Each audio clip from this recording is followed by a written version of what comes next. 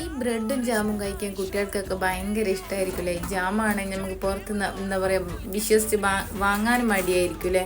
അപ്പോൾ നമുക്ക് നല്ല ഹോം മെയ്ഡ് ആയിട്ടുള്ള ജാം ഉണ്ടാക്കിയാലോ. ബീട്രൂട്ട് ജാം എങ്ങനെ ഉണ്ടാക്കുന്നത് നോക്കാം. കുക്കറിലേക്ക് 2 ബീട്രൂട്ട് ചെറിയ ക്യൂബായിട്ട് കട്ട് ചെയ്തതും ഒരു 8-10 ഈത്തപ്പഴം കുരുകളഞ്ഞതും കുറച്ച് വെള്ളം ഒഴിച്ചിട്ട് 2 വിസിൽ വരെ വേവിച്ചെടുക്കാം.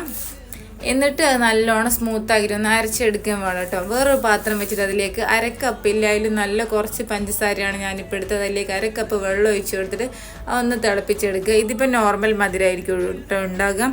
ഇതിൽ മധുരം വേണമെന്നുണ്ടെങ്കിൽ പഞ്ചസാരയുടെ അളവ് കൂട്ടിയെടുക്കുക കേട്ടോ. ഓവർ മധുരം ആയാലും കഴിക്കാൻ എന്തോ പോലെ ആയിരിക്കുമല്ലോ. അപ്പം ഞാൻ കുറച്ചിട്ടാണ് മധുരം എടുത്തത്. എന്നിട്ട് നമ്മൾ നേരത്തെ അരച്ച് വെച്ച ബീട്രൂട്ടിൻ്റെയും ഈത്തപ്പഴത്തിൻ്റെയും മിക്സില്ല അത് ഇതിലേക്ക് ഇട്ടിട്ട് നല്ലോണം 10 മിനിറ്റ് ലോ ഫ്ലെയിമിൽ ഒന്ന് തിളപ്പിച്ചെടുക്കുക. അപ്പോൾ ഇത് നല്ല സൂപ്പർ ആയിട്ടുള്ള ഹോം മെയ്ഡ് ബീട്രൂട്ട് ജാം ഇവിടെ റെഡി ആയിട്ടുണ്ട്. ട്രൈ ചെയ്ത് നോക്കുക. അടിപൊളി.